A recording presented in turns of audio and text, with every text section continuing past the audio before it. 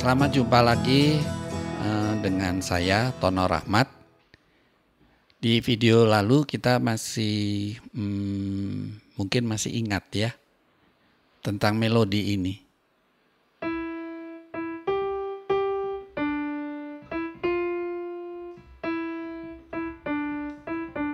Ya, kira-kira begitu ya.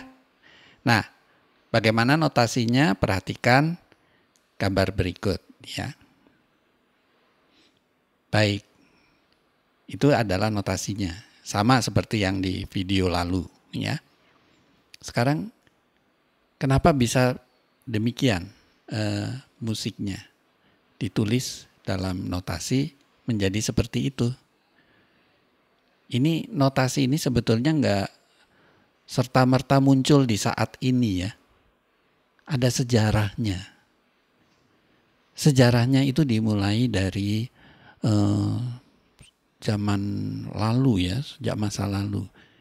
Orang sudah berpikir bagaimana menulis musik atau menunjukkan bahwa pada masa itu ada musik dari prasasti-prasasti ya, atau artefak-artefak sejarah ya. Terus berubah, berkembang gitu ya. Mulai dari relief yang dipahat di batu-batu dan sebagainya. Kemudian mulai ada dokumen-dokumen yang menggunakan tulisan tangan ya. Baik di kertas-kertas yang sederhana, di daun lontar ya, di daun-daun yang bisa dipakai gitu ya. Dan sampai ditemukannya adanya kertas ya. Kemudian ditemukannya adanya mesin cetak oleh Gutenberg ya, di sekitar abad ke-14 atau 15 ya. Kalau di sejarah musik itu di sekitar periode musik Renaissance ya. Periode musik Renaissance itu adalah awal dari perkembangan periode musik tonal. Nah, nanti pada kesempatan lain saya akan jelaskan tentang sejarah.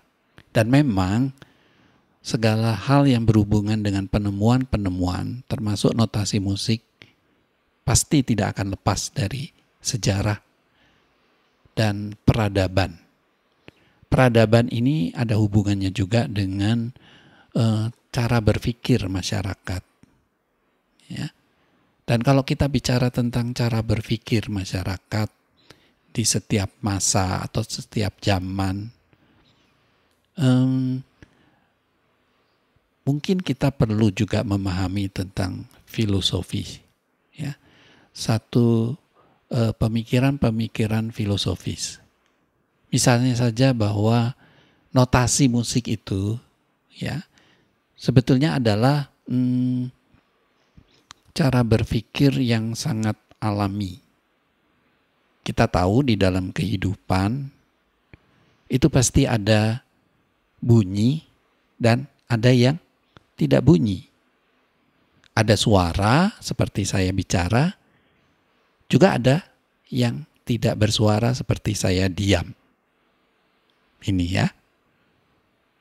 Jadi musik itu sebetulnya memang sebuah konsep yang berhubungan dengan keseimbangan, dengan sesuatu yang alami. Kalau kita perhatikan para nada, misalnya dalam video yang lalu, di sana ada garis, ada spasi. Ya. Berarti kalau ada garis, ada spasi. Di dalam para nada. Kemudian kita juga memahami di dalam kenyataan ya, fakta.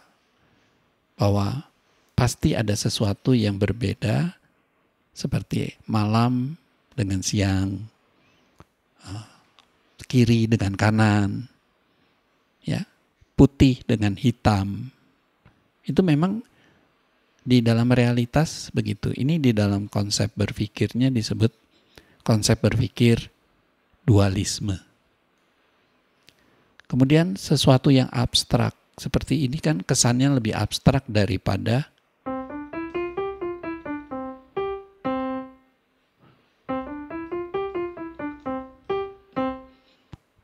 kita melihat sesuatu yang kita cerap dari panca indera penglihatan. Ini adalah dari mendengar. Jauh lebih abstrak. Ya. Tetapi ini bisa nggak seolah-olah dikonkretkan, ya, menjadi sesuatu yang lebih nyata. Maka kemudian muncul beberapa penemuan-penemuan di bidang fisika yang sekarang dikenal di dalam bidang musik namanya ilmu akustik. Ya, ilmu yang membicarakan tentang bunyi, pendengaran, dan proses perambatannya. Musik juga sangat berhubungan dengan hal-hal yang sifatnya simbolik, seperti paranada. Ya, paranada itu sebetulnya sifatnya simbolik. Nah, di dalam bidang ilmu, hal-hal yang sifatnya simbol atau tanda, ini adalah bidang ilmu semiotika. Kemudian kita juga berpikir secara matematika. Ya, secara matematika. Misalnya begini.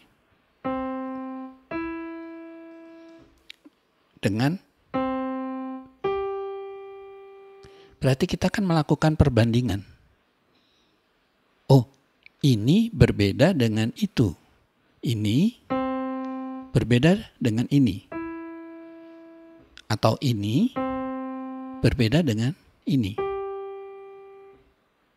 Ini kan di dalam konsep ilmu disebut sebagai cara membedakan atau membandingkan.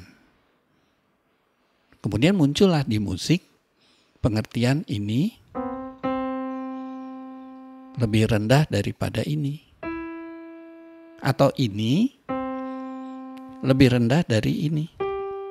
Atau kebalikannya, ini lebih tinggi daripada ini.